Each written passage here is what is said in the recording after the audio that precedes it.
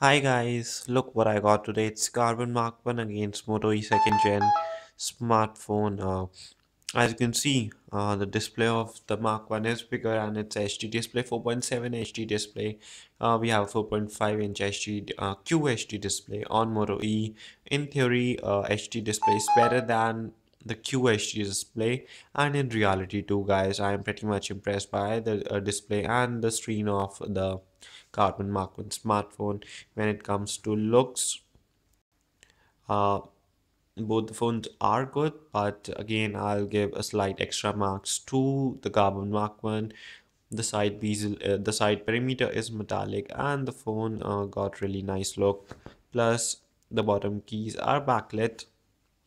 On the other hand, the looks are of the Moto E are nothing out of the box, and this is the same design carried out by the Moto G and the Moto E1 smartphone. On the other hand, this phone is much more robust than the Mach 1 because there is a Corning Gorilla Glass 3 display at the top, and also this is the weight is pretty similar, but this fee is more robust. Now coming to the battery, I'll just show you there is no backplate in the Moto G second gen smartphone, and all you need to do is to remove this side plate, and we have two slots on either side for inserting the SIM card, and a slot to insert the micro SD card, whereas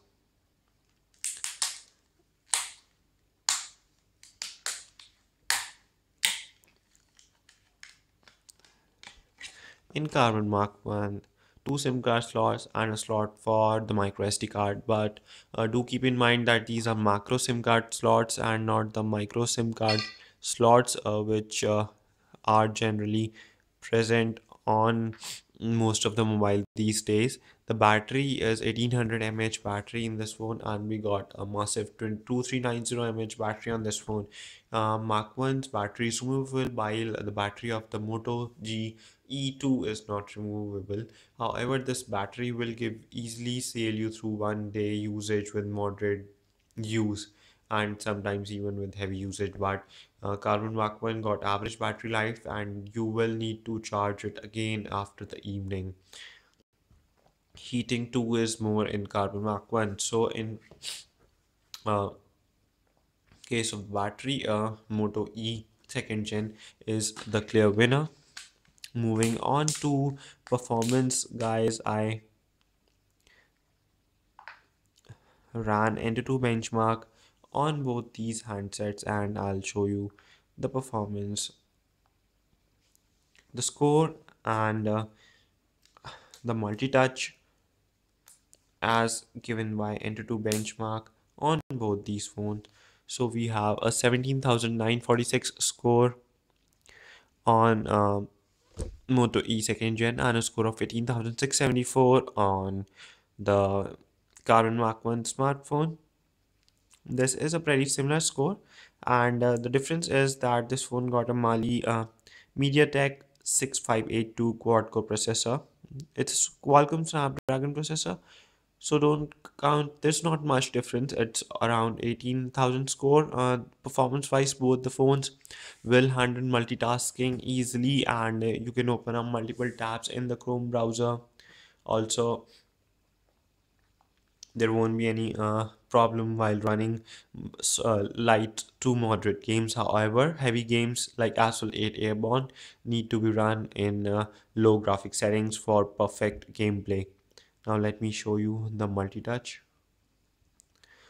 So that's great. Both the phones support 5-point multi-touch, which is good enough.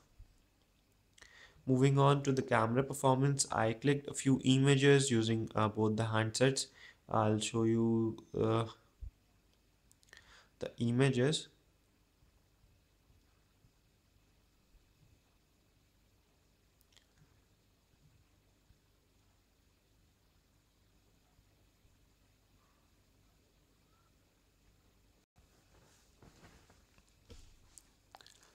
So these images have been clicked in the same light, and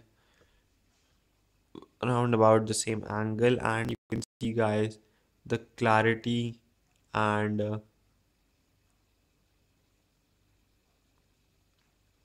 the detailing is much more in Karbonn Mark 1. The image is more or less blurred in Moto E second gen.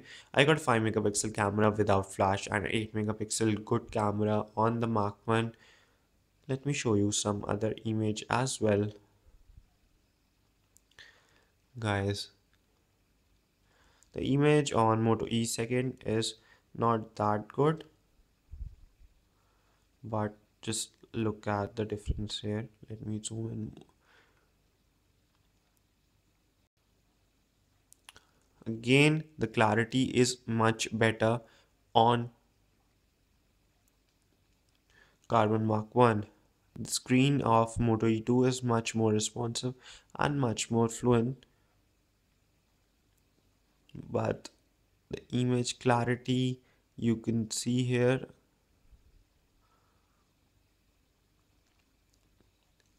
the grains on the bat and the watermarks are not visible at all in the Moto E, while I have the grains and things visible in the Karbonn Mark 1 smartphone.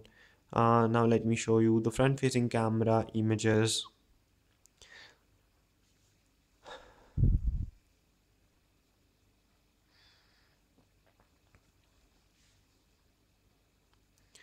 Again, guys, difference is visible, and the camera of the Karbonn Mark 1 is better at capturing images, front facing images. The detailing on the Mark 1 is much better when it comes to front facing camera in these phones. So camera wise, definitely Mark 1 is a clear shot winner. So guys, we have covered a lot of ground talking about various things. So when it comes to the build quality, Moto E is the clear winner. When it comes to display, Mark 1 is the winner. Battery, again Moto is clear winner. Camera, Mark 1 is the clear winner. So it's a kind of tie. So the basic thing is that the pricing of both these phones is similar, and the thing to note is that if you want to go for a brand, a good trusted brand, and want to go for a robust phone, then with a solid super battery, I'll advise you to opt for Moto second gen. uh Both the phones support app to SD, and both phones have slot for micro SD card. And if you want to go for sleek phone with great looks and a great display and a really beautiful camera, which also got a LED front facing flash, then go for Mach 1. Don't hope for a great battery performance for Mach 1, but rest everything it will give you, it will not disappoint you. Thanks for watching the video. Kindly hit the subscribe button, share the video with your friends. And if you have any queries, use the comment section below. I'm always there for you, will reply to you personally. See ya next time. Take care.